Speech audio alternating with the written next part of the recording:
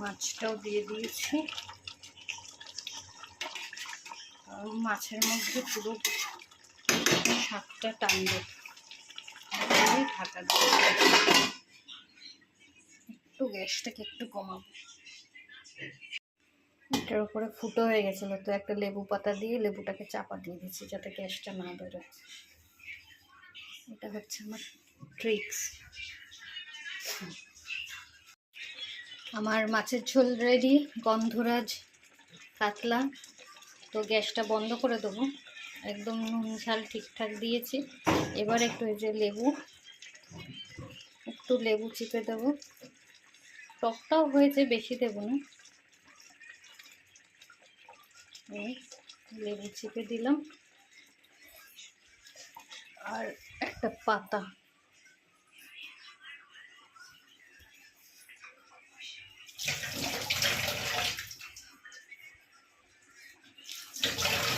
গ্যাসটা বন্ধ করে দেবো।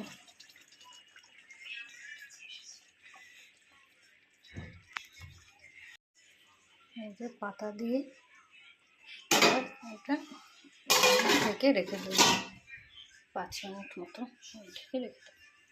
রেডি। এই যে গন্ধরাজ কাতলা রেডি। তোমরাও এভাবে ট্রাই করতে পারো। ঘর বাড়ি পুরো গন্ধে ভরে যায়। মাছের যে একটা আষ্টে গন্ধ, ওটাও থাকে না।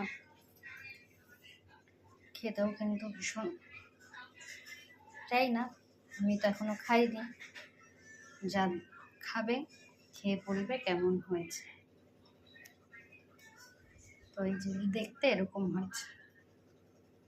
খুব সিম্পল রান্না, কোনো মশলা, এক্সট্রা কোনো মশলা লাগে না, খুব তাড়াতাড়ি সিম্পল রান্না। এবার এটাকে ঢাকা দিয়ে রেডি। সাইডটা একটু মুছে নিই।